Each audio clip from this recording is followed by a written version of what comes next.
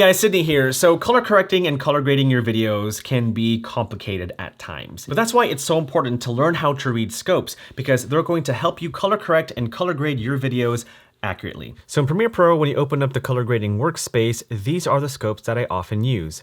This is called the Luma waveform.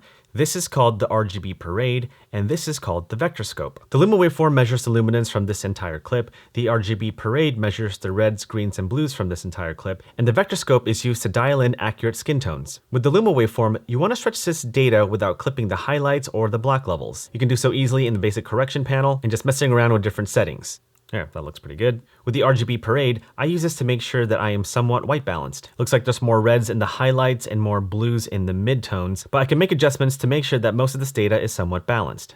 Kind of like that. And then lastly, the vector scope I use to help me dial in accurate skin tones. I talk more about that in another video in this series, but that is how I read scopes to help me color correct and color grade. Well, that's it for this video. Hopefully this was helpful to you. I know color correcting and color grading can be very complicated. Reading those scopes can be very complicated. And so feel free to watch this video again so that it helps you color correct and color grade better.